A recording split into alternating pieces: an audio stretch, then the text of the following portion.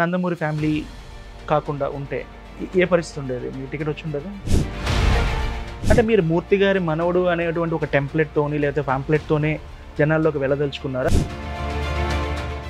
అంటే మీ type of politics కింది స్థాయి వరకు వెళ్తున్నాయా అనేది. 5 lakhs మెజారిటీ జగన్మోహన్ రెడ్డికి వచ్చింది వితౌట్ ఎనీ పార్టీ. రుచికొండకు ఎదురుగానే కొన్ని కొండలు ఉన్నాయి, ఆ కొండలు గీతం వాళ్ళ కబ్జాలో ఉన్నాయి.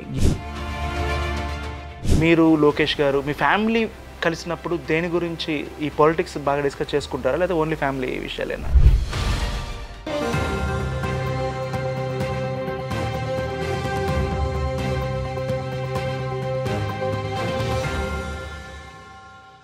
మూడు పొలిటికల్ ఫ్యామిలీల లెగసీని కంటిన్యూ చేసే వారసుడు ఆయన. అలాగే దేశంలోనే ప్రముఖ ఎడ్యుకేషనల్ ఇన్స్టిట్యూట్ని రన్ చేసేటువంటి ఎడ్యుకేషనలిస్ట్. అలాగే దేశంలో ప్రముఖ నగరమైనటువంటి వైజాగ్ను పార్లమెంట్లో రిప్రజెంట్ చేయాలనుకుంటున్నటువంటి యాస్పిరెంట్. అలాంటి వ్యక్తి మతుకుమిల్లి శ్రీభరత్ తెలుగుదేశం పార్టీ తరపున ఎన్డీఏ కూటమి అభ్యర్థిగా విశాఖపట్నం నుంచి పోటీలో ఉన్నారు. లాస్ట్ టైం కూడా పార్టీని రిప్రజెంట్ చేశారు, లాస్ట్ టైం ఓటమి చెందారు. ఈసారి ఆయన గెలుపు కోసం ఎలాంటి ప్రయత్నాలు చేస్తున్నారు, ఆయన ఆలోచనలు ఏంటి? నాట్ ఓన్లీ పాలిటిక్స్, చాలా విషయాలు మాట్లాడుకోవడానికి మనకు భరత్ అందుబాటులో ఉన్నారు. గుడ్ ఈవినింగ్ అండి. Good evening. సో మిమ్మల్ని ఏమని పిలవాలి? గీతం భరత్, టీడీపీ భరత్,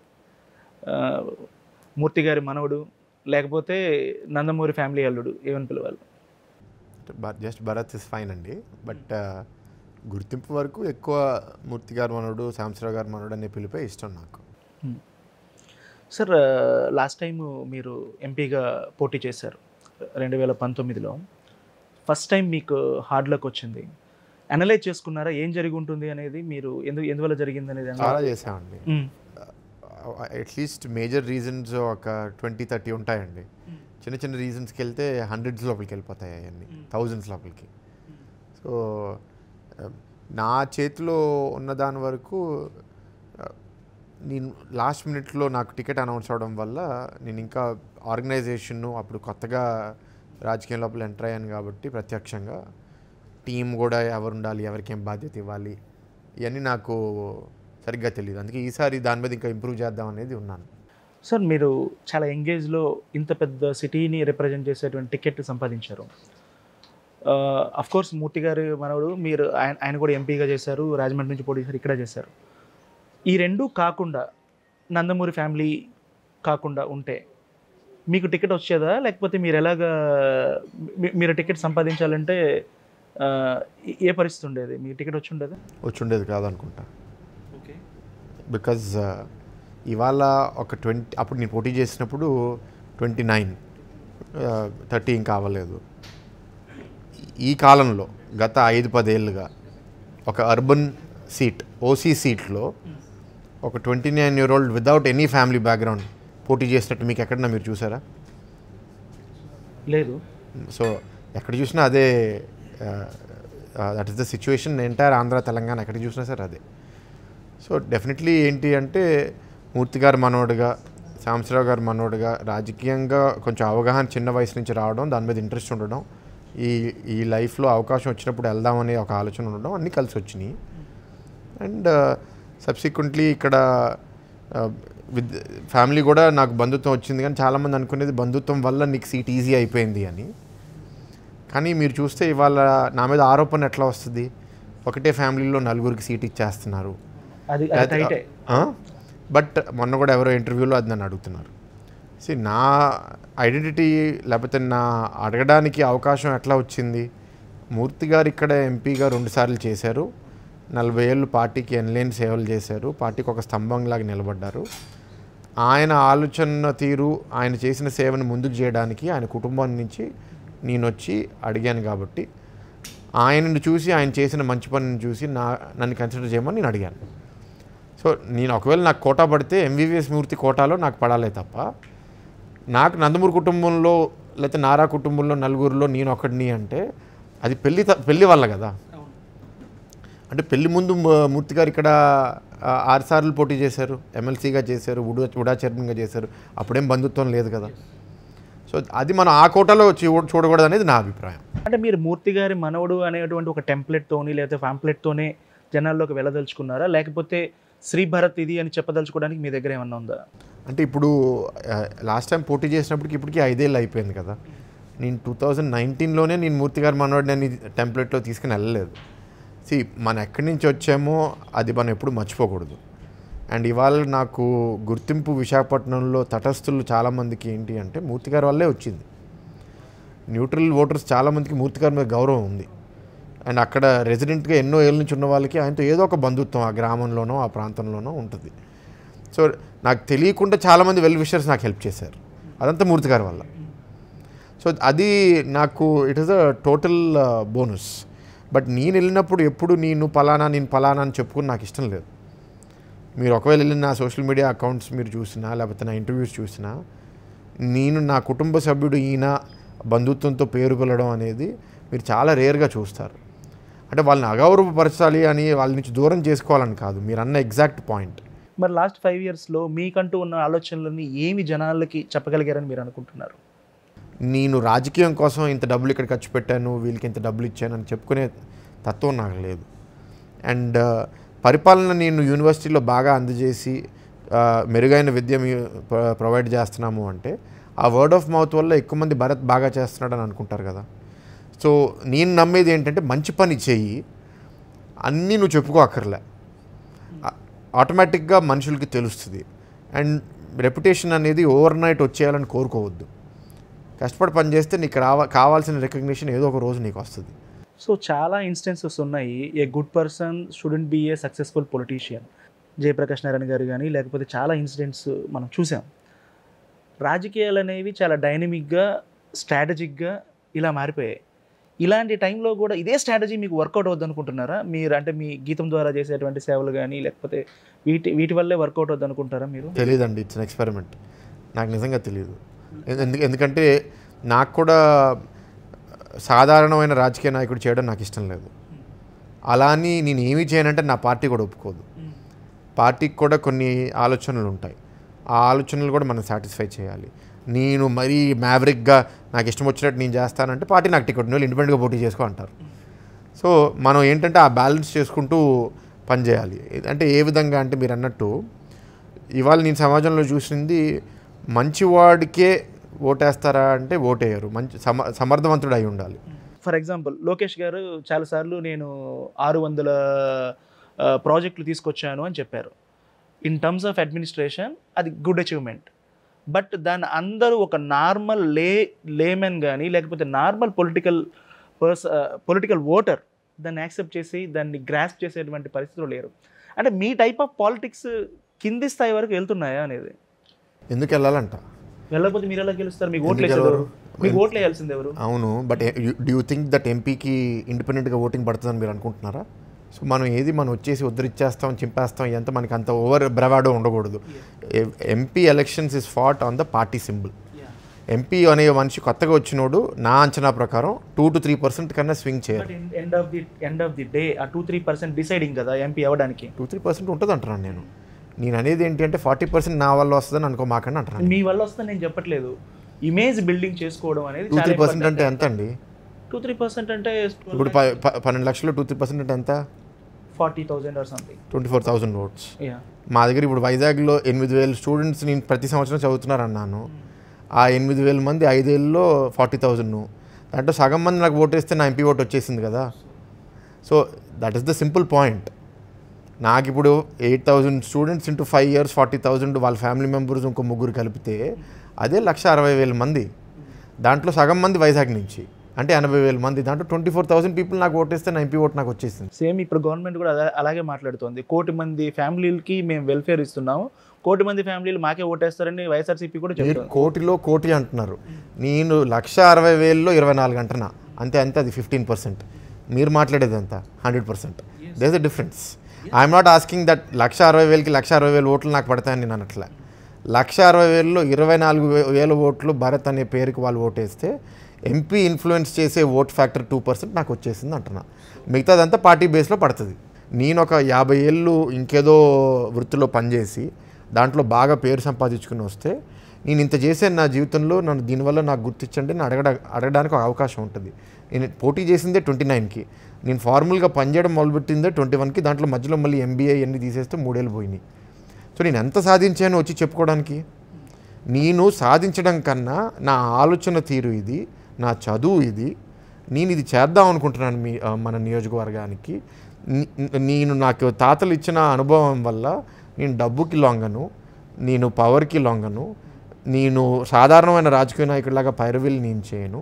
ఒక ఫ్రెష్ ఆలోచనని మీరు తీసుకుని రండి, ఒక ఫ్యూచర్ పాలిటిషియన్ని మీరు ప్రోత్సహించండి అనే ఆలోచనతో నేను వచ్చాను. నేను అందరిలాగా నేను తిట్టను, వ్యక్తిగత విమర్శలు నేను చేయను. These are my stands. అది గెలుపుకి దారి చూపిస్తుందా అంటే నాకు తెలియదు. కానీ నేను మాత్రం చాలా బలంగా ఆలోచిస్తాను, కఠినంగా ఆలోచిస్తాను. ఎందుకంటే నేను అంత ఈజీగా పవర్కి లొంగను అని నా అభిప్రాయం. అంటే మీకు ఒక ఎగ్జాంపుల్ చెప్తా. 2012లో జగన్మోహన్ రెడ్డి కడప పార్లమెంటు స్థానం నుంచి పోటీ చేశారు. ఆయనకు పార్టీ లేదు ఆ రోజు. ఒక ఫెరోషియస్ లీడర్ అనేటువంటి ఒక ఇమేజ్, ఒక నెరేటివ్ జగన్మోహన్ రెడ్డి పైన ఉండడం వల్లే దాదాపుగా 5 lakhs మెజారిటీ జగన్మోహన్ రెడ్డికి వచ్చింది వితౌట్ ఎనీ పార్టీ. అప్పుడు ఆయన ఫాదర్ చీఫ్ మినిస్టర్గా ఉండి చనిపోయారు కదండి. మరి ఎట్లా కంపేర్ చేస్తున్నారు మీరు? చీఫ్ మినిస్టర్ కొడుకులందరికీ అంత మెజారిటీ వస్తుందని లేదు కదా. ఫాదర్ చనిపోయిన తర్వాత పోటీ చేస్తే మెజారిటీ ఎక్కువే వస్తుంది కదా, తక్కువ. మీరు 2009లో ఆయన లోక్సభలో ఎంత వచ్చింది ఆయనకి? నేను చెప్పేది ఉప ఎన్నికల్లో మీకు చెప్తున్నా. 2009లో కూడా ఆయన పోటీ చేశాడు కదా, దానికి ఎంత వచ్చింది? దాని తర్వాత బై ఎలక్షన్కి పోటీ చేస్తే ఎంత వచ్చింది? ఎక్కువ వచ్చిందంటే ఎందుకు వచ్చింది?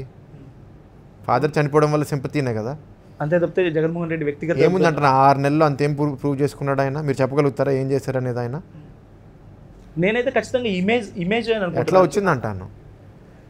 ఆయన 2009లో రాజశేఖర రెడ్డి గారు ముఖ్యమంత్రిగా గెలిచి జగన్మోహన్ రెడ్డి గారు ఎంపీగా గెలిస్తే విదిన్ 6 months యాక్సిడెంట్ అయిపోయింది. దాని తర్వాత విదిన్ 6 months ఎంతో ఎలక్షన్ అయింది. I don't know the exact time line. ఎప్పుడు జరిగిందండి ఎంపీ బైపోల్స్? 2012. 3 ఏళ్ళు పట్టిందా? 3 ఏళ్ళు పట్టిందంటే అప్పటికి ఏదైనా ఇమేజ్ ఏదైనా బిల్డ్ చేసుకుని ఉంటారు. నేను 2009 అని మీరు అన్నారు కాబట్టి 2009 సెప్టెంబర్ రాజశేఖర రెడ్డి డిమైస్. 3 ఏళ్ళు అయిందంటే డెఫినెట్గా ఈయన వర్క్ చేసి ఉంటారు. సో మీరు అన్నట్టు ఏంటి అంటే ఆ 3 ఏళ్ళు ఆయన అప్పటికి కాంగ్రెస్ నుంచి బయటకు వచ్చేసి ఉంటారు, వైఎస్ఆర్ కాంగ్రెస్ పెట్టుంటారు. సో ఆ ఫాదర్కి ఉన్న గుడ్ విల్, ఈయన పోరాడే తత్వం ఈయనకు ఉంది, ఐరన్ విల్ ఉందనేది గుర్తించి ఓటేస్తుంటారు. Sympathy is a big factor. But 3 ఏళ్ళ తర్వాత జరిగిందంటే ఈయనకు కూడా క్రెడిట్ ఇవ్వాలి. మీరు అసలు పొలిటీషియన్గా అంటే మీరు యాస్పైర్ అవ్వడానికి రీజన్ ఏంటంటే మిమ్మల్ని మోటివేట్ చేసింది? యానిమల్ కింగ్డమ్లో రూల్ ఏంటి? బలవంతుడు శాసిస్తాడు, బలహీనంగా ఉన్నవాళ్ళు బలవంతుడి మాట వినాలి. ఇవాళ ప్రపంచంలో కూడా బలవంతుడే శాసిస్తున్నాడు, కానీ దాన్ని ఇంకా సొఫిస్టికేటెడ్గా చేస్తున్నారు. ఇవాళ మనం అది కంట్రోల్ చేయడానికి ప్రతి సమాజంలో, ప్రతి దేశంలో కాన్స్టిట్యూషన్ అని, లాస్ అని తీసుకొచ్చి ప్రతి మనిషి ఇండివిజువల్ రైట్స్ ఉంటాయి, అందరికీ సమాన హక్కులు మనం ప్రొవైడ్ చేయాలనేది రాసి ఉంటుంది. కానీ అది నిజంగా అవుతుందా అంటే అవ్వట్లేదు. ఇప్పుడు ఎన్టీ రామారావు గారు ఆయన ముఖ్యమంత్రిగా అయినప్పుడు ఫస్ట్ టర్మ్ తర్వాత 2వ టర్మ్ కూడా నేను గెలవాలి, నేను గెలవడానికి ఏం చేయాలి అని ఆలోచిస్తే బహుశా ఆయన తీసుకునే నిర్ణయాలు కొంచెం వేరేగా ఉండుండాయేమో. గెలుపు ఓటమి నాకు అనవసరం, నేను ఇది చేద్దామని ఫిక్స్ అయ్యాను, చేస్తారు. పటేల్ పటవారీ సిస్టమ్ తీయాలి, చేశారు. మహిళలకి సమాన హక్కులు ప్రొవైడ్ చేయాలి, చేశారు. తప్పో ఒప్పో హీ టుక్ సమ్ వెరీ విప్లవాత్మక నిర్ణయాలు తీసుకున్నారు. అది నెక్స్ట్ టైం ఎలక్షన్స్కి ఓటమికి దారి చూపించినా సరే ఆయన చేసిన ఆ పథకాలు, అప్పుడు ఇచ్చిన ₹2 బియ్యం, అప్పుడు ఇచ్చిన ఇల్లు ఇప్పటిదాకా గుర్తుండిపోయింది. అప్పుడు ఆయన క్యూములేటివ్గా 7 ఏళ్ళు ముఖ్యమంత్రిగా చేశారు ఎన్టీఆర్ గారు. అండ్ లాస్ట్ టైం ఆయన ముఖ్యమంత్రిగా ఉండేది 95, అంటే 30 ఏళ్ళు అయిపోతుంది. స్టిల్ మనం ఆయన్ని తెలుసుకుంటూ మాట్లాడుతున్నామంటే ఆయన తీసుకున్న నిర్ణయాలు. సో నేను పాలిటిక్స్ లోపలికి వచ్చినప్పుడు ఈ వ్యవస్థలో ఏదైతే కుళ్ళిపోయిన వ్యవస్థలో ఎక్కువ మంది అట్లా ఉన్నప్పుడు కొంచెం వేరేగా ఆలోచించే వాళ్ళు కూడా ఉండాలి.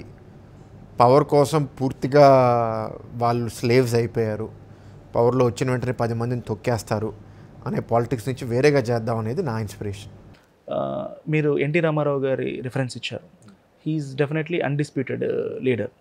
At the same time Rajasekhar రెడ్డికి కూడా అదే ఇమేజు స్టేట్లో ఉంది. ఆయన మీద అవినీతి ఆరోపణలు కూడా ఉన్నాయి. అట్ ది సేమ్ టైం పబ్లిక్ని ఎలా అర్థం చేసుకోవాలి ఇక్కడ? సేమ్ అది నిజం ప్రూవ్ అయినా లేదనేది పక్కన పెడితే ఒక ఫీలింగ్ కరప్షన్ చాలా జరిగింది రాజశేఖర రెడ్డి టైంలో అనేది ఒక ఫీలింగ్, అది యాక్సెప్ట్ చేయాల్సిన విషయం అది. ఓకే, అలాంటి పరిస్థితుల్లో ఆయన్ని కూడా ఒక బలమైన లీడర్గా లేకపోతే ఒక స్టాల్వర్ట్గా పిలిచారు, జరుగుతుంది. రాజశేఖర రెడ్డి గారు he is taken some again ఆయన కూడా కొన్ని బోల్డ్ డెసిషన్స్ తీసుకున్నారండి. ఫీ రీయింబర్స్మెంట్ స్కీమ్ని స్కేలప్ చేశారు బాగా. దాని తర్వాత ఇది ఆరోగ్యశ్రీ అనే ప్రోగ్రామ్ కూడా అప్పుడు డెవలప్ అయింది. వీటి వల్ల ఏంటంటే ప్రతి గ్రామంలో ప్రతి మండలంలో వాళ్ళు టచ్ అయ్యారు ఆ స్కీమ్ ద్వారా. సో దానివల్ల చాలా గుడ్ విల్ వచ్చింది. ఇప్పుడు ఒకవేళ what ever corruption was done అది కామన్ మ్యాన్ ఎక్స్పీరియన్స్ చేయలేదు కదా. ఇప్పుడు ఒక హైడ్రో ప్లాంట్ తీసేసుకున్నారు, ఒక 1000 ఎకరాలు ఇక్కడ తీసేసుకున్నారు అంటే అది గవర్నమెంట్ భూమిలో గవర్నమెంట్ లేకపోతే ఏదన్నా క్విడ్ ప్రోకో 40,000 కోట్లు ఆయన అబ్బాయి తీసుకున్నాడు అంటే అది కంపెనీల నుంచి వచ్చిన డబ్బులు. పబ్లిక్ చాలా చోట్ల గ్రామాల్లో అన్నారు తింటే తిన్నాడేమో మాకేం జరగలేదు అనే కామెంట్స్ వచ్చాయి. అప్పుడు ఆ కామన్ మ్యాన్ ఆ డబ్బులు నా నుంచి తీసుకోలేదు కదా అనేది వాళ్ళు కనెక్ట్ చేసుకోలేకపోయారు. దానివల్ల అంత నెగిటివిటీ రాలేదు. ఒక ఎంపీగా గెలవాలి అంటే చాలామందిని కలుపుకోవాలి, ఎవరెవరో మీ మనస్తత్వానికి నచ్చని లీడర్స్ అందరిని పలకరించాలి, వాళ్ళని బుజ్జగించాలి. ఇవన్నీ పలకరించచ్చండి, కానీ నాకు తీసుకోవడానికి ఇష్టపడను. నేను కలిసి పని చేయలేను. బయట శత్రువా ప్రత్యర్థియా మిత్రుడా నాకు అనవసరం. బయట అయితే ఎవరిని కలిసినా మర్యాదగా ఉంటాం, కానీ అందరితో కలిసి పని చేయక్కర్లేదు. అంటే మీరు అన్నట్టు నేను ఒక సాధారణమైన పాలిటీషియన్ కాదు. నేను గెలిస్తే నా బలం మీద గెలుస్తాను, కానీ అవతలోడు బలహీనత వల్ల కాదు. అంటే మీరేమో నాకు నచ్చని వ్యక్తిని నేను పార్టీలోకి రావాలి, వెళ్ళిపోయిన వాళ్ళు పిలవాలి అని నేను అనుకోనని ఇంత డిటర్మైన్డ్గా చెప్తున్నారు. మీ పార్టీ నాయకులు మీ పార్టీ అధ్యక్షుడు ఆయన హీ నోస్ ఫర్ ఎవరైనా ఆయన మోసం చేసి వెళ్ళనివ్వండి, ఎవరైనా వెళ్ళిపోనివ్వండి, ఎవరైనా తిట్టనివ్వండి, దారుణంగా తిట్టనివ్వండి చంద్రబాబు నాయుడిని, నెక్స్ట్ డే ఆయన అందరినీ ఇలాగ హక్ చేసుకొని లోపలికి చేస్తారు మీ పార్టీ నాయకులు. పార్టీ నడిపేటప్పుడు వచ్చే ఒత్తిడి, పార్టీ గెలవాలి, ఒక బాధ్యత గల పదవిలో ఉన్నప్పుడు మనం తీసుకునే నిర్ణయాల వల్ల 5 కోట్ల మంది జనాభా భవిష్యత్తు కోసం ఆలోచించేటప్పుడు మనం పవర్లో ఉంటేనే మనం మంచి చేయగలుగుతాము. పవర్లో లేకపోతే ఇప్పుడు ఫర్ ఎగ్జాంపుల్ పవర్లో లేము, ఎంత జౌర్జన్యం జరుగుతుంది అని మేము అనుకుంటున్నాము. ఓటర్లు కూడా ఇవాళ అదే స్టేజ్కి వచ్చేసారు. సో మనం రేపు ఇవాళ నీతులు మాట్లాడి ఇది తప్పు అంటే మనం రేపు గెలవలేదు అనుకోండి, ఈ ఓటర్కి మనం ఏం హెల్ప్ చేయలేం కదా. సో గెలవడానికి ఏం చేయాలి, దానికి ఏమేమి వ్యూహాలు ఉన్నాయి, ఈ లీడర్ తీసుకురావడం వల్ల మనకి బెనిఫిట్ అవుతుంది అంటే గతంలో వాళ్ళు మన మీద విమర్శలు చేసినా సరే మనం దిగుమింగుకొని తీసుకొస్తాము. అది పార్టీ వ్యూహం. కానీ నేను దాని అన్నిటికీ నేను ఏకీభవించాను. వీళ్ళ తాతగారు ఎంపీగా చేశారు, 2-3 సార్లు పోటీ చేశారు, 2 సార్లు గెలిచారు, ఎమ్మెల్సీగా చేశారు. వాళ్ళ ఫ్యామిలీ మొత్తం 40 సంవత్సరాలు ఉంది, వాళ్ళకి చాలా అవకాశాలు వచ్చాయి. మళ్ళీ ఆయన మనవడికి ఎందుకు అవకాశం ఇవ్వాలి? వేరే చాలామంది పార్టీ కోసం కష్టపడుతున్న వాళ్ళు చాలామంది ఉన్నారు తెలుగుదేశం పార్టీలో. పొలిటికల్ పార్టీస్ ఎట్లా ఆలోచిస్తాయంటే ఏ అభ్యర్థికి నేను సీట్ ఇస్తే వాళ్ళకి గెలిచే అవకాశాలు ఎక్కువ ఉంటాయి.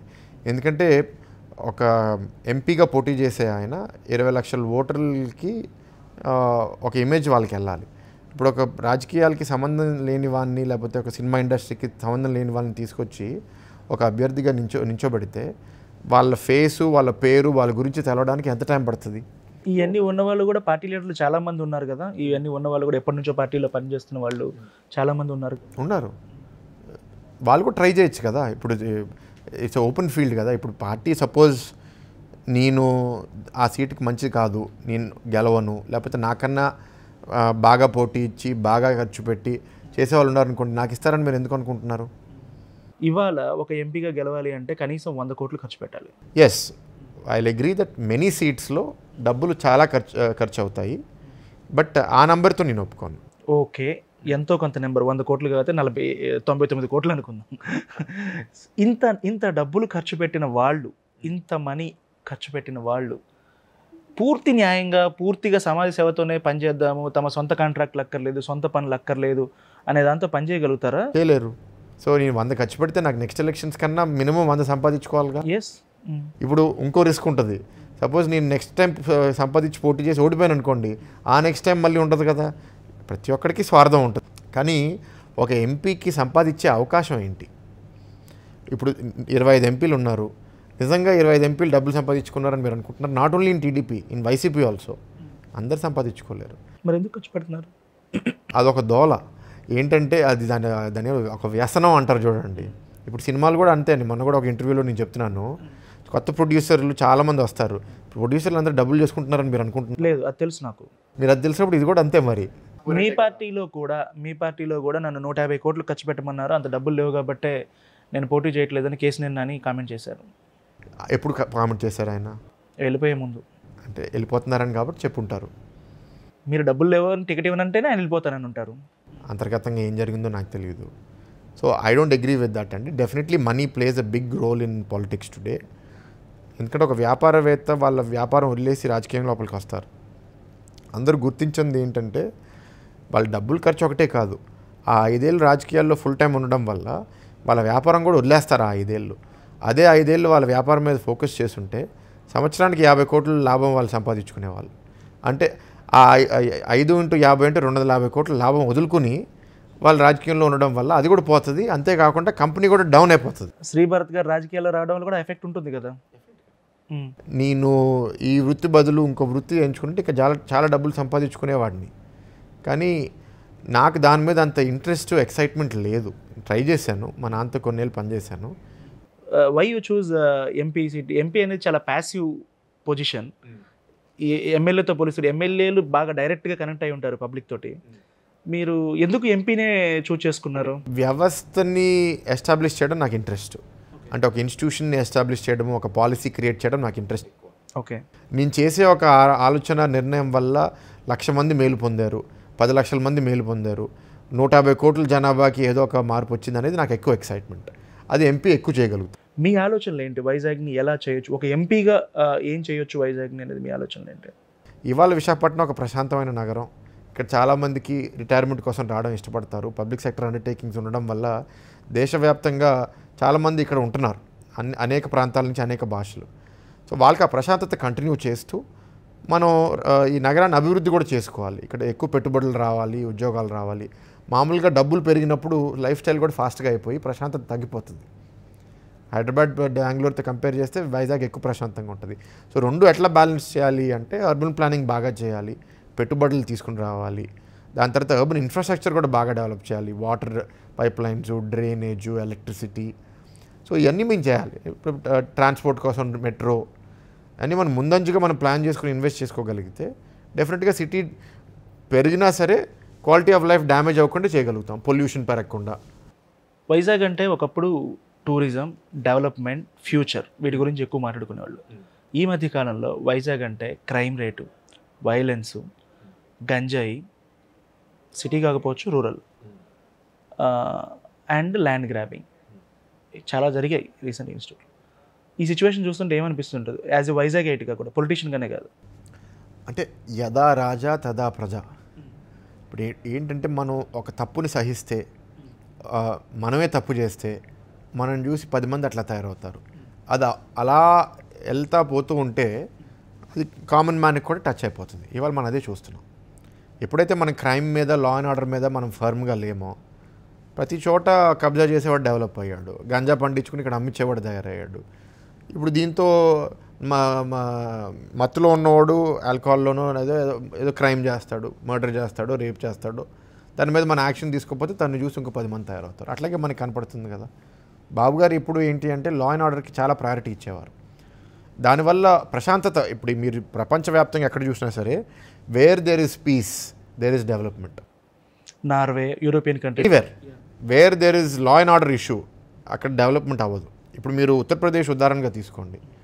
ముందు అక్కడ మాఫియా, గుండాయిజం అనేది విపరీతంగా ఉండేది. యోగి ఆదిత్యనాథ్ గారు వచ్చిన తర్వాత దాన్ని ఒక ఐరన్ ఫిస్ట్తో ఆయన కంట్రోల్ చేయడం మొదలుపెట్టారు. ఇప్పుడు ఆర్థికంగా రాష్ట్రంలో విపరీతంగా ఆదాయం అంత పెరగపోయి ఉండొచ్చు, కానీ ఈ లా అండ్ ఆర్డర్ ఏదైతే ఆయన కంట్రోల్ చేస్తున్నాడో గత 10 ఏళ్ళుగా, దానివల్ల చాలా ఫలితం భవిష్యత్తులో రాబోతుంది.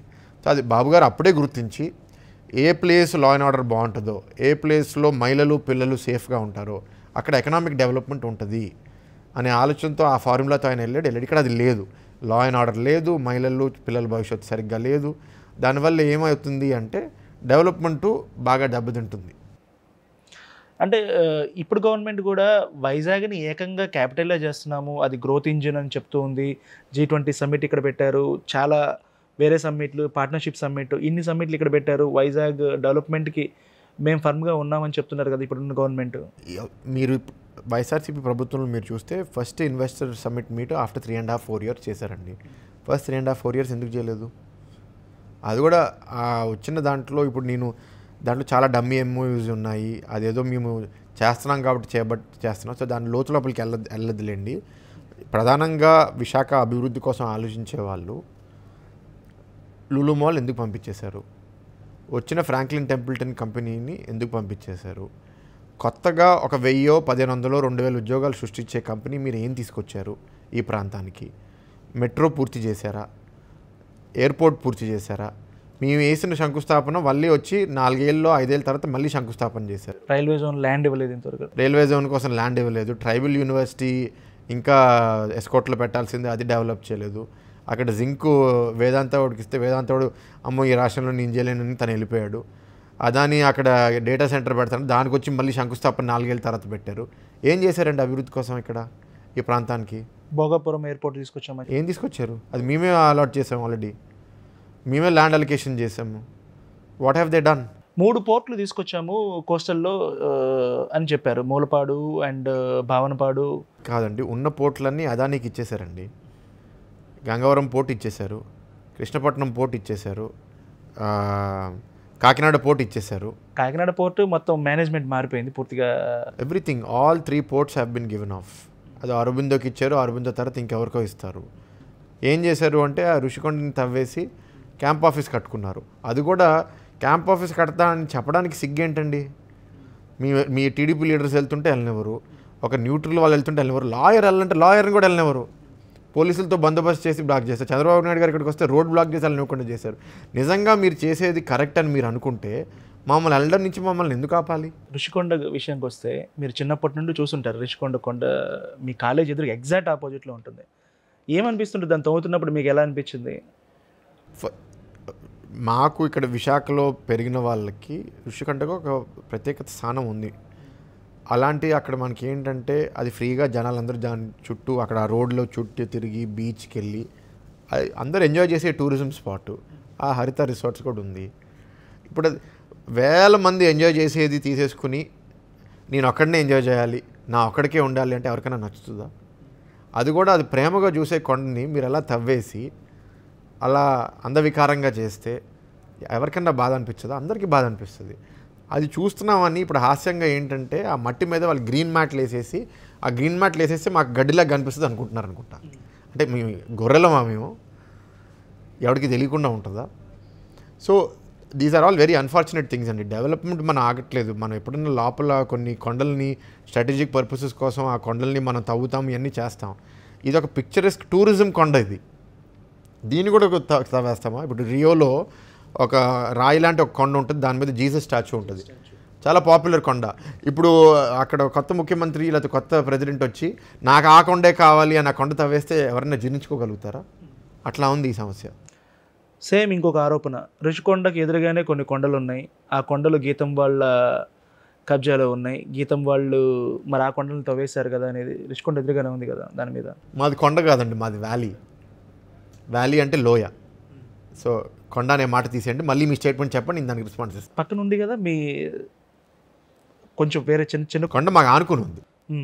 మేము కొండ మీద లేము, మేము లోయలో ఉన్నాం. కొండను కలిపేశారని ఆ పక్కన ఉన్న కొండలు కొంచెం కొండ అట్లాగే ఉంది కదా. ఓ కొండ ల్యాండ్ కలిసిందనా? యా మేబీ ఒక 8-9 acres మా పొజిషన్లో ఉంటుందండి. అది 2006-07లోనే మేము రాజశేఖర రెడ్డి గారు ఉన్నప్పుడు మేము గవర్నమెంట్కి అప్లై చేసాం. మా బౌండరీస్లో ఈ ల్యాండ్ ఉందండి, మాకు రెగ్యులరైజ్ చేయమని మేము గవర్నమెంట్కి అప్లికేషన్ పెట్టాము. కలెక్టర్ రికమెండ్ చేసి క్యాబినెట్ కూడా పంపించారండి. దాన్ని ఎలా సమర్థించుకుంటారు? అంటే ఎలాగ వచ్చింది మీ ల్యాండ్లోకి, ఎలా వస్తుంది కొండ ల్యాండ్ మీ దాంట్లోకి? అంటే ఫస్ట్ అండ్ ఫార్మోస్ట్ దాని హిస్టరీ డే 1 నుంచి నాకు తెలియదండి. నేను యూనివర్సిటీలో పనిచేయడం మొదలుపెట్టింది 2011లో. బోర్డు మీద 2012 నుంచి ఉన్నాను, ప్రెసిడెంట్ 2018 నుంచి ఉన్నాను. సో ఇది ఏం జరిగినా సరే 30-35 ఏళ్ళ క్రితం జరిగింది ఫస్ట్లీ. సో నేను అది లేను, కానీ ఒక యూనివర్సిటీ ప్రెసిడెంట్గా ఉన్నాను కాబట్టి నేను ఈ యూనివర్సిటీ కోసం బాధ్యత నేను తీసుకోవాలి.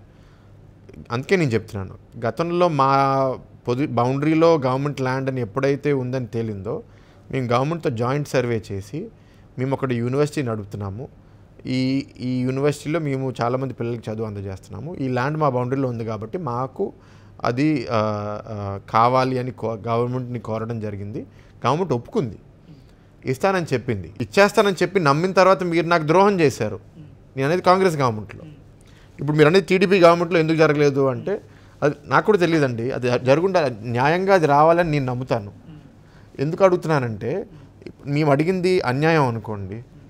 ఇవాళ అమరావతి నగరంలో టీడీపీ ప్రభుత్వంలోనే ఎస్ఆర్ఎం యూనివర్సిటీకి ఒక 100-150 ఎకరాలు ఇచ్చారు, విఐటీకి ఒక 100-150 ఎకరాలు ఇచ్చారు.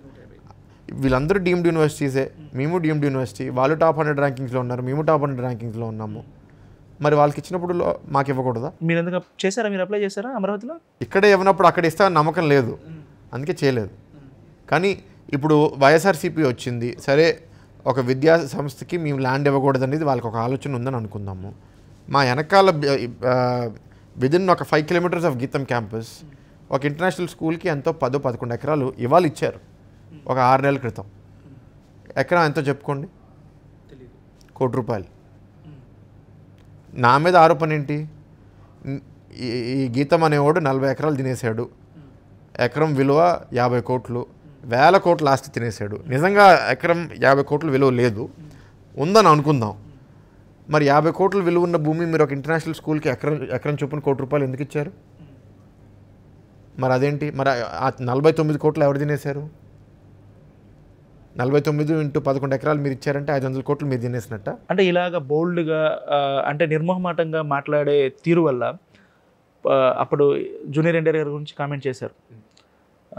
అది అలాంటి వాటి చేయకుండా ఉండేదేమో అనే రిగ్రెట్స్ ఏమైనా ఉన్నాయా? అంటే మనం ఒక ప్రైవేట్గా 1-to-1 ఒకరితో మాట్లాడేది, లక్షలాది మంది చూసేది, దానికి డిఫరెన్స్ ఉంటుంది.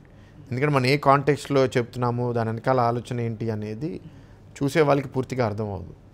ఇంకోటి, మనం ఒక 10 నిమిషాలు మాట్లాడుకుంటాం, దాని మీద మన ఏదో ఒక కాన్వర్సేషన్ డెవలప్ అవుతుంది. దాంట్లో నేను ఒక 10 seconds బిట్ కట్ చేసేసి బయట నేను వైరల్ చేస్తే మనం మాట్లాడిన దాని సారాంశం ఆ 10 సెకండ్లకి వెళ్ళిన సారాంశం చాలా వేరేగా ఉంటుంది.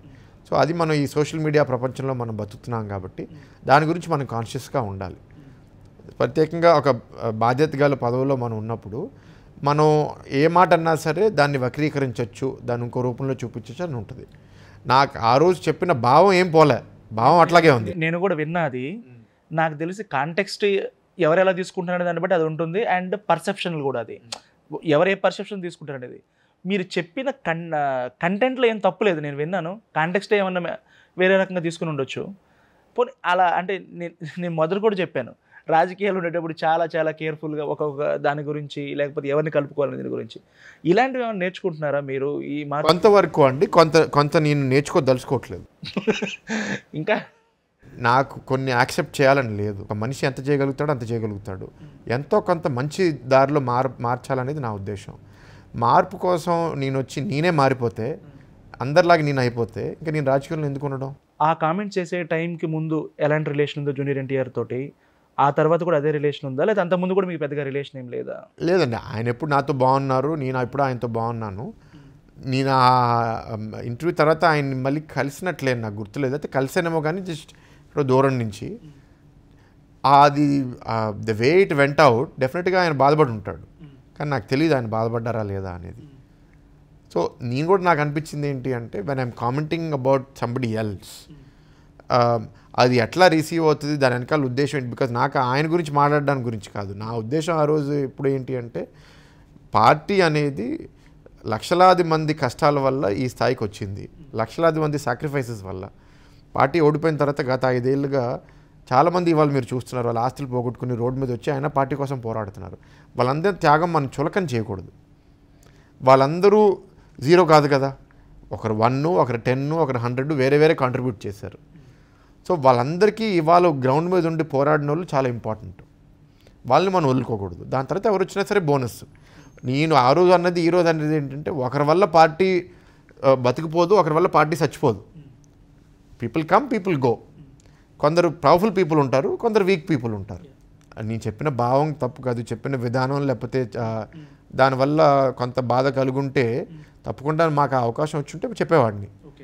బట్ అది రాలేదు కాబట్టి దాని గురించి పెద్ద చర్చ లేదు. పవన్ కళ్యాణ్ గారిని ఎప్పుడైనా పర్సనల్గా కలిసారా? రీసెంట్గా కలిశానండి. మా తమ్ముడు పెళ్లి కార్డు ఇవ్వడానికి వెళ్ళి ఇచ్చాను. అంటే ఒక పొలిటీషియన్గా కానీ లేకపోతే వేరే రకంగా ఎక్కువ పరిచయం? అంటే మా ప్రోగ్రామ్స్ 2-3 మా టీడీపీ ప్రోగ్రామ్స్లో వచ్చినప్పుడు ఇలా దగ్గర నుంచి నమస్కారం గుర్తింపు ఉంది. అంటే నేను బాలకృష్ణ గారు అల్లుండి కదా, సో ఆ గుర్తింపు ఉంది. బట్ ఎక్కువ లోతులో మాట్లాడడం ఆ పెళ్లి కార్డు ఇవ్వడానికి వెళ్ళినప్పుడు. ఈ ప్రభుత్వం 3 రాజధానులు అని ఒక ఎక్కడా లేని ఒక కాన్సెప్ట్ని తీసుకొచ్చింది. ఇంతకుముందు వేరే సౌత్ ఆఫ్రికాని మోడల్గా తీసుకున్నారు, అది కూడా ఫెయిల్యూర్ అంటారు అక్కడ. ఇలా తెచ్చినప్పుడు మీకు ఏమనిపించింది అసలు? అది ప్రోగ్రెసివ్ అనిపించిందా, లేకపోతే వాళ్ళు చెప్పేది డీసెంట్రలైజేషన్ కోసం నిజాయితీ లేదు అని అనిపిస్తుందండి. రీసెంట్గా ఇక్కడ ముఖ్యమంత్రి గారు వచ్చి ఇండస్ట్రియలిస్ట్ అందరితో ఒక మీటింగ్ పెట్టారు. ఆయన స్పీచ్లో ఇంగ్లీష్లో మాట్లాడారు. ఒక పార్ట్ ఆఫ్ స్పీచ్లో నేను అమరావతిని అడ్డుకున్నాను, అమరావతిని ఎందుకు వ్యతిరేకించాను అని చెప్పి మళ్ళీ మాట కొంచెం మార్చారు. అమరావతిని వ్యతిరేకించలేదులే అని ఏదో కవరింగ్ ఇచ్చారు. దాని తర్వాత అంటే మనసులో అమరావతిని వ్యతిరేకిస్తున్నారు. అమరావతిని వ్యతిరేకిస్తున్నప్పుడు నేను లెజిస్లేటివ్ క్యాపిటల్ ఇక్కడ, ఇది జ్యుడిషియల్ క్యాపిటల్ అక్కడ, ఎన్ని డ్రామాలు ఎందుకండి? నేను ఎలక్షన్ ముందు అమరావతి క్యాపిటల్గా ఉంచుతానని చెప్పాను, కానీ అది అబద్ధం. నాకు అమరావతి క్యాపిటల్గా ఉండడం నాకు ఇష్టం లేదు, వైజాగ్లో క్యాపిటల్ పెడతాను చెప్పేస్తే అయిపోతుంది కదా, ఇంత డిస్కషన్ లేదు. ఫస్ట్ మొన్నటి దాకా ఎగ్జిక్యూటివ్ క్యాపిటల్ అనేవాళ్ళు, ఇప్పుడు ఎగ్జిక్యూటివ్ ఎగిరిపోయింది, డైరెక్ట్ క్యాపిటల్ అని అంటున్నారు. That's what I'm trying to say. మనసులో ఉన్నది అది, దానికి ఇదంతా మేకప్ బిల్డప్, ఇది ఎందుకు అని అంటున్నాను నేను. దాన్ని నేను యాక్చువల్గా మీరు వాస్తవంగా మీరు మాట్లాడితే 2014లో రాష్ట్రానికి ఆదాయం తక్కువగా ఉన్నప్పుడు మనకు ఒక కొత్త రాజధాని కట్టడానికి 30 ఏళ్ళు పడుతుంది, అమరావతిలోనే రాజధాని కడదాం, కానీ ఇప్పుడు కోసం రాజధాని విశాఖపట్నంలో అని పెడదామని బాబు గారు అన్నా సరే నాకేం అభ్యంతరం లేదు, హ్యాపీ. ఎందుకంటే ఇది ఆల్రెడీ ఒక డెవలప్డ్ సిటీ, పరిపాలన ఇక్కడి నుంచే మొదలుపెట్టేసి ఉండి మెల్లగా అమరావతి డెవలప్ చేసుకుని ఉంటే అందరూ యాక్సెప్ట్ చేసేవారు, మాకే ఇబ్బంది లేదు. ఇప్పుడు మనం అక్కడ ఆల్రెడీ ఒక సెక్రటేరియట్ కట్టి అక్కడ క్వార్టర్స్ కట్టి 10,000 crores ఇన్వెస్ట్మెంట్ అంతే పెట్టుబడులు చేసి తయారు చేసి మీరు కూడా ఒప్పుకుని ప్రతిపక్షంలో గవర్నమెంట్ మారిన తర్వాత మాట మార్చడం అనేది అన్యాయం. వైజాగ్కి రాజధాని వస్తున్నప్పుడు వైజాగ్ వాసిగా వ్యతిరేకించాల్సిన పరిస్థితి ఎదుర్కోవడం అనేది కొంచెం డిఫికల్ట్ అవుతుంది కదా. మేము firstly party stand is Amaravati is our capital అండి. అమరావతి మా రాజధాని అనేది మేము ఆ స్టాండ్ మీద పార్టీగా ఉన్నప్పుడు అన్ని ప్రాంతాలు కలిసి వచ్చి ఒప్పుకున్నాం. మేము ఇప్పుడు సడన్గా దాని మీద నా స్వార్థం కోసం నేను చేస్తే రేపు రాయలసీమలో ఇంకేమొస్తే వాళ్ళు కూడా దానికి చేస్తారు. సంక్షేమ పథకాలు ఫుల్గా ఇచ్చేసింది వైఎస్ఆర్సీపీ. 2,40,000 crores డీబీటీ ద్వారా, అంటే 1 crore ఫ్యామిలీకి అంటే almost 2 lakh rupees for each family ఇచ్చారన్న. అంత బెనిఫిట్ అయినప్పుడు వాళ్ళందరూ ఓట్లు వేయరా వైఎస్ఆర్సీపీకి? డబ్బులు ఇస్తేనే ఓటేస్తారంటే మా దగ్గర 150 సంక్షేమ పథకాలు ఉన్నాయండి, 14 to 19. వీళ్ళంత చేశారు, మేము కూడా అంతే చేసాము, అంటే ప్రొపోర్షనల్గా. మాకెందుకు పడలేదు మరి ఓట్లు? డబ్బులు ఒకటే ఫ్యాక్టర్ కాదు, జనాలు అన్నీ చూస్తున్నారు. లా అండ్ ఆర్డర్ ఎట్లా ఉంది, మేము ప్రశాంతంగా ఉన్నామా లేదా, మాకు ధరలు అందుబాటులో ఉన్నాయా లేదా, మా రోడ్లు బాగున్నాయా లేదా. రోడ్లు వేయడం వల్ల మాకు ఓట్లు వచ్చి ఉండకపోవచ్చు, కానీ ఓట్లు నాశనం అయిపోయిన తర్వాత మీరు రిపేర్ చేయకపోతే మీకు మాత్రం ఓట్లు పోతాయి. సో ఆశ అనేది హద్దు లేదు. మీరు 10 ఇస్తే 100 కావాలనుకుంటారు, 100 ఇస్తే 1000 కావాలనుకుంటారు. మన పిల్లలకు కూడా మనం ఎంత ఇచ్చినా సరే వాళ్ళు తృప్తి చెందుతారా? కానీ మీరేం చేస్తున్నారు? తెలుగుదేశం కూడా అంతకంటే ఎక్కువ పథకాలు, అంతకంటే ఎక్కువ ప్రామిసులు చేసేసింది కదా, దీన్ని ఎలా సమర్థిస్తారు మీరు? మనము ఇప్పుడు సడన్గా వెల్ఫేర్ స్కీమ్స్ మీద చాలామంది పేద కుటుంబాలు ఆధారపడి బతుకుతున్నప్పుడు నేను వచ్చిన వెంటనే ఆపేస్తాను, లేకపోతే నేను ఇది చేయను అని చెప్తే సడన్గా వాళ్ళకి లైవ్లీహుడ్ ఎట్లా వస్తుందండి? అది మనం ఆపలేము. వాళ్ళ లైవ్లీహుడ్ మనం కంటిన్యూ చేయాలి. అందుకే మనం ఎప్పుడు సంక్షేమ పథకాలు ఆపాలని ఏనాడు తెలుగుదేశం ప్రభుత్వం అనలేదు. కొత్తవి కూడా పెట్టారు కదా. That's what I'm saying. 83-84లో మేము వచ్చినప్పుడు కూడా మేము సంక్షేమ పథకాలు చేసాం. As part of our manifesto only మీరు చూసుంటారు. మా బాధ్యత 5 సంవత్సరాల్లో 20 లక్షల ఉద్యోగాలు తీసుకుని రావాలని. సో 20 లక్షల ఉద్యోగాలు తీసుకుని రావాలంటే ఎక్కడి నుంచి తీసుకొస్తాం? ప్రభుత్వం ఇవ్వలేదుగా. ప్రైవేట్ పెట్టుబడులు వస్తేనే కదా. పెట్టుబడులు వస్తే రాష్ట్రానికి ఆదాయం వస్తుంది, ఆదాయం పెంచితే మేము ఎక్కువ పథకాలు చేయగలుగుతాం. So that is the part of our manifesto. అంటే సంక్షేమం ఇవ్వడం ఎలా చేస్తాం అనేది పాయింట్ ఒకటి కాదు, ఇవ్వడం అసలు కరెక్టా కాదు అనేది కదా. అంటే ఓన్లీ మేము ఎప్పుడు వెల్ఫేర్ ఇవ్వద్దు అని ఎప్పుడు అన్నామండి? మేము ఎప్పుడు అనలేదు కదా. ఇవ్వద్దని మీరు అన్నారని కాదు, ఇది డిబేటబుల్ పాయింట్. అంటే ఇప్పుడు వైఎస్ఆర్సీపీ ఇవ్వడం వల్ల ఎక్కడ దాని అంటే ప్రొడక్టివిటీ క్రియేట్ అవ్వట్లేదు, ప్రొడక్టివిటీ రావట్లేదు. ఓన్లీ అమౌంట్ డంప్ చేయడం వల్ల మనీ వాల్యూ పడిపోతుంది కదా, మనీ వాల్యూ పడిపోతుంది. నో ఎస్, మనకి డబ్బు ఎక్కువ మనం డిస్ట్రిబ్యూషన్కి వెళ్తే ఇన్ఫ్లేషన్ పెరగడం వల్ల ధరలు పెరుగుతాయి, అది కాదనట్లేదు. బట్ మీరు ప్రపంచవ్యాప్తంగా మీరు ఎక్కడ చూసినా సరే, ఇప్పుడు బాగా అగ్రస్థానంలో ఉన్న అమెరికాలో కూడా చాలా వెల్ఫేర్ ఉంది. చాలామంది పేద కుటుంబాలు సర్టన్ ఇన్కమ్ లెవెల్ కింద ఉన్న వాళ్ళకి ప్రభుత్వం వాళ్ళకి వెల్ఫేర్ స్కీమ్స్ చేస్తారు, ఇప్పటికీ చేస్తున్నారు. అండ్ యుఎస్ ఎకానమీ మనకన్నా 12 times ఎక్కువ, మనది 3 trillion అయితే వాళ్ళు 36 or 37 trillion ఉన్నారు. సో అలాంటి దేశమే చేస్తున్నప్పుడు మన చేయడంలో తప్పేముందండి? అది కాదు, మనం ఎప్పుడు అది ఆర్గ్యూ చేయట్లేదు. సంక్షేమ పథకాలు పేదవాళ్ళు ఆర్థికంగా ఇబ్బందులు ఉన్న వాళ్ళకి చేయాలి, కానీ ఆ ఆర్థిక ఇబ్బంది ఉన్న పరిస్థితి నుంచి వాళ్ళని అప్లిఫ్ట్ చేయాలి, శాశ్వతంగా వాళ్ళని పేదరికంలో ఉంచకూడదు. అది ఈ ప్రభుత్వం చేస్తుంది. ఈ ప్రభుత్వం ఏం చేస్తుందంటే, ప్రభుత్వం వచ్చినప్పుడు 100 మంది పేదవాళ్ళు ఉంటే వాళ్ళు వెళ్ళిపోయేసరికి 100ని 200 చేయాలని లక్ష్యం పెట్టుకున్నట్టున్నారు. వెండెట్టా పాలిటిక్స్ చేసింది వైఎస్ఆర్సీపీ. తెలుగుదేశం కూడా కోర్స్ లోకేష్ గారు రెడ్ బుక్ పట్టుకొని మేము కూడా అందరి సంగతి చూస్తాం, ఎవరిని వదిలిపెట్టాం అనేది కంటికి కన్ను పంటికి పన్ను టైప్లో కనిపిస్తుంది కదా. We're not against any caste అండి.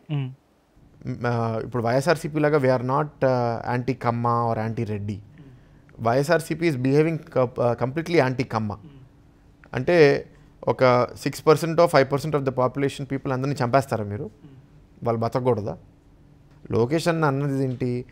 ఏ ప్రభుత్వ అధికారి, ఏ రాజకీయ నాయకుడు చట్టం వాళ్ళ చేతిలో తీసుకుని ఇల్లీగల్గా ప్రవర్తించారో వాళ్ళ మీద మేము చర్యలు వాళ్ళ మీద చర్యలు లీగల్గా తీసుకుంటారా? మీరు కూడా ఇల్లీగల్గా తీసుకుంటారా? లీగల్గానే తీసుకుంటాం. ఇల్లీగల్గా తీసుకోవాల్సిన అవసరం ఏముంది?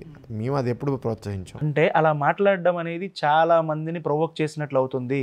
టీడీపీ వాళ్ళు బయట ఉన్న టాక్ ఏంటంటే టీడీపీ వాళ్ళు చాలా సఫర్ అయ్యారు, లేకపోతే సఫకేషన్ ఫీల్ అయ్యారు. అంటే మీరు అనేది ఏంటి? రేపు మర్డర్ చేసినా సరే మేము ఒప్పుకుంటా ఉన్నా? లేదు, ప్రొవోకింగ్గా ఉన్నాయి స్టేట్మెంట్స్ అనేది. మేము ఒక దుర్మార్గుడు, ఒక దౌర్జన్యమైన పాలనని మేము ఫేస్ అవుతున్నప్పుడు మా కార్యకర్తలకి బలం చెప్పడానికి, ధైర్యం చెప్పడానికి మేము పోరాడాలి. మేము పోరాడతాం. ఎవరైతే చట్టం వాళ్ళు, మళ్ళీ చెప్తున్నా, ఎవరు వాళ్ళు చట్టం వాళ్ళ చేతిలో తీసుకున్నారో వాళ్ళు మాత్రమే, అందరు కాదు కదా. ఎందుకు భయపడుతున్నారు మీరు? మీరు తప్పు చేయకపోతే మీరు భయపడక్కర్లే, మీరు తప్పు చేస్తేనే మీరు భయపడాలి. ఒక కులాన్ని టార్గెట్ చేసుకొని నడిచింది, పర్టికులర్లీ కమ్మ కులాన్ని అనేది వాళ్ళని టార్గెట్ చేశారు. అంటే ఇండస్ట్రియలిస్టులు కానీ, లేకపోతే పొలిటికల్గా కానీ, కొన్ని సందర్భాల్లో ముఖ్యమంత్రి నేరుగా మాట్లాడడం కానీ ఇవన్నీ జరిగాయి. ఈ నెరేటివ్ని పార్టీ విషయాన్ని వదిలేయండి, యాజ్ ఏ కమ్మ కమ్యూనిటీ ఎందుకు ఎదుర్కోలేకపోయింది? ఎందుకు డిఫెండ్ చేసుకోలేకపోయారు? అదేనంటే ది థింగ్ ఈజ్ దట్ అబద్ధాలు మనం కొన్నిసార్లు చెప్తే నడుస్తుంది, శాశ్వతంగా అబద్ధాలు చెప్తూ పోతే నడవదు. 19లో అది కొంతవరకు అబద్ధ ప్రచారం వాళ్ళకి నడిచినట్టే కదా. ఇప్పుడు ఏదో పింక్ డైమండ్ దొబ్బేశారంటారు, ఇప్పుడు మళ్ళీ ఎవరు దాని గురించి మాట్లాడరు. 36 మందిలో 33 మంది డిఎస్పీలు కమ్మాస్ అంటారు, ఇవాళ ఒఫీషియల్గా అడిగితే 3 అంటారు. ఎన్ని అబద్ధాలు చెప్పారు? ఇలా అబద్ధం మీద అబద్ధం పెట్టేసి ఇప్పుడు ఆ మెనిపులేషన్ జరిగింది ఒకసారి. ఆ మెనిపులేషన్ జనాలు అర్థమైపోయింది అది చీటింగ్ అనేది. సో అది ఈసారి మీకు ఉండదు, మీకు అది ఆ ఓటింగ్లో మీకు అది అర్థమవుతుంది వాళ్ళు ఏం చేశారనేది.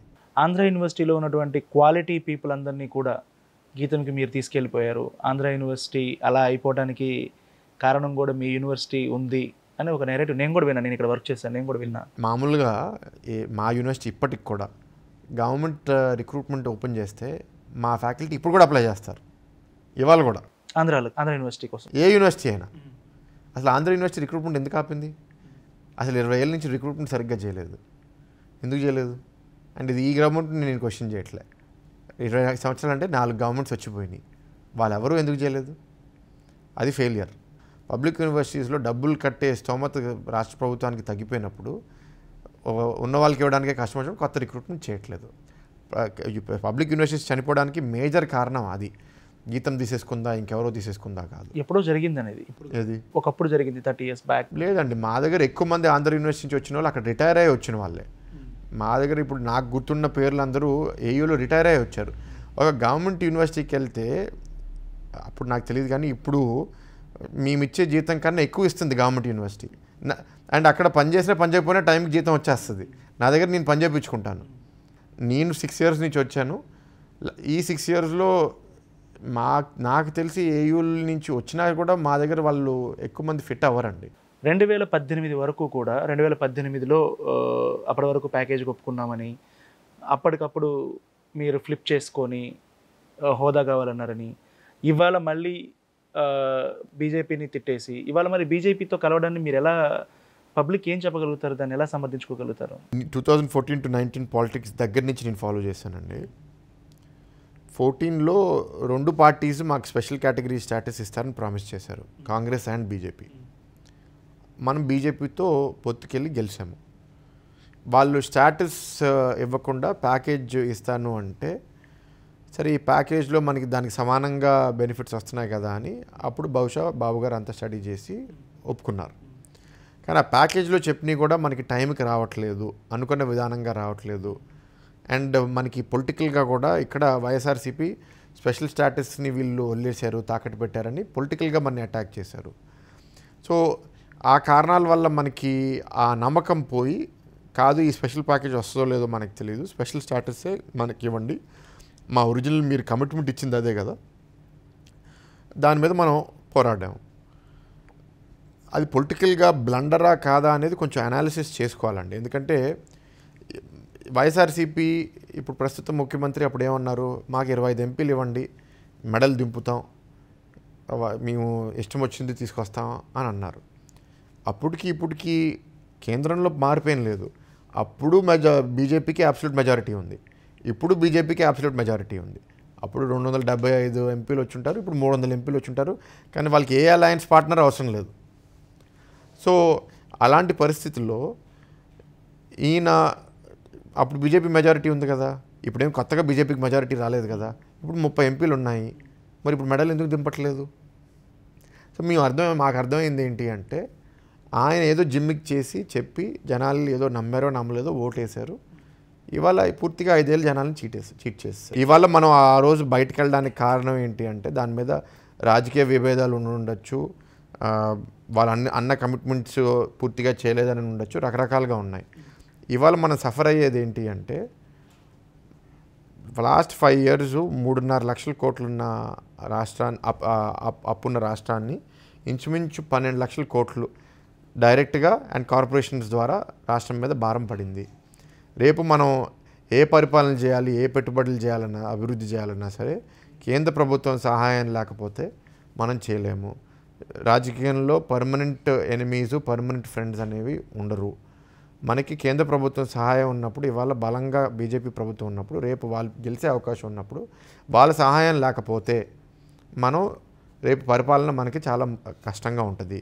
అండ్ ఇవాళ అలయన్స్కి వచ్చేసరికి మేము జనసేన టీడీపీ పార్టీ జస్ట్ మీ ఇద్దరం వెళ్ళి గెలుస్తామని ధీమాగా ఉన్నాము. మాకు గెలవడానికి బీజేపీ అవసరం లేదు, కానీ రేపు పరిపాలించడానికి బీజేపీ అవసరం.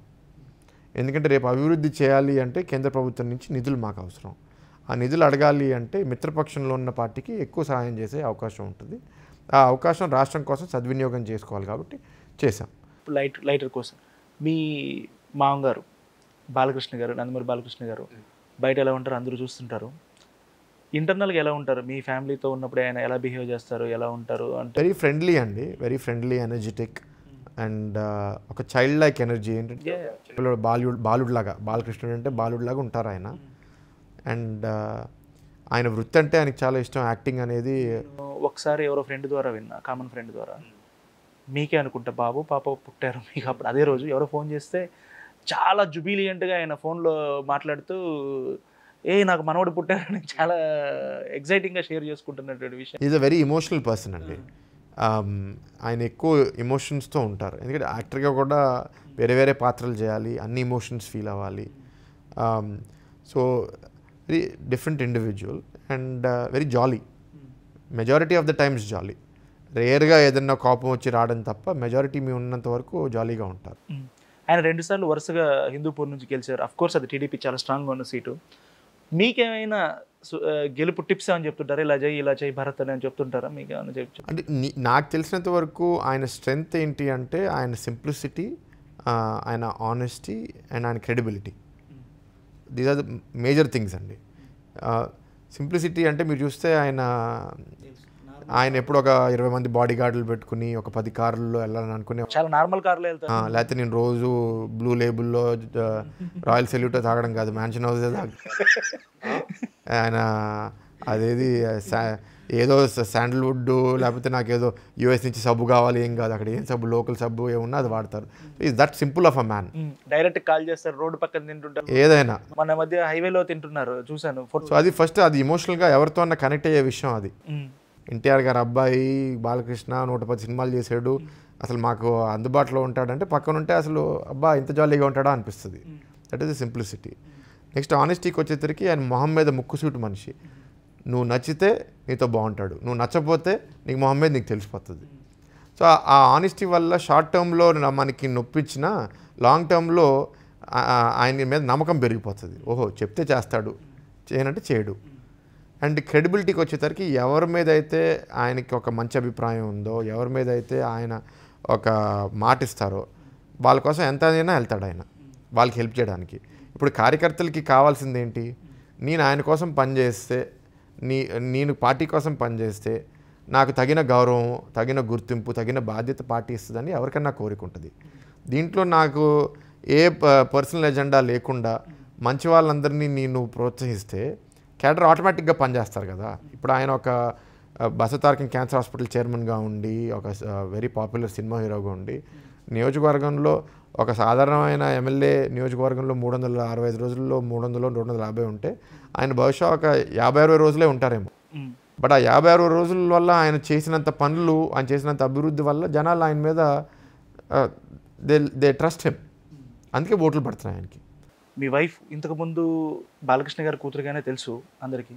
ఈ మధ్య ఆవిడ క్రియేటివ్ ఫీల్డ్లోకి వచ్చి ఆహాలో లేకపోతే బాలకృష్ణ గారి ట్రాన్స్ఫర్మేషన్, టోటల్ ట్రాన్స్ఫర్మేషన్లో ఆవిడ రోల్ చాలా ఎక్కువగా ఉంది అనేది చూస్తూ ఉన్నాం. అంటే మొదటి నుంచి ఆ క్రియేటివ్ థాట్స్ ఉన్నాయా, లేకపోతే ఏం జరిగింది? తనలో చాలా క్రియేటివ్ జీన్స్ ఉన్నాయండి. తను ఒక సక్సెస్ఫుల్ యాక్ట్రెస్ అయి ఉండేది ఎల్లుంటే, కానీ అనేక కారణాల వల్ల వెళ్ళలేదు. చదువు మీద ఎక్కువ దృష్టి పెట్టి ఆ రూట్లో వెళ్ళింది. కానీ ఇప్పటికీ ఆ ఫీల్డ్ మీద ఇంట్రెస్ట్ ఉంది ఆవిడకి. స్పోర్ట్ ఇప్పటికీ బ్యాడ్మింటన్ ఆడుతుంది. సో ఆవిడకి ఆ క్రియేటివ్ ఫీల్డ్ మీద ఇంట్రెస్ట్ ఉంది. అందుకే అన్స్టాపబుల్ షోలో కొంచెం డీప్గానే ఇన్వాల్వ్ అయ్యింది.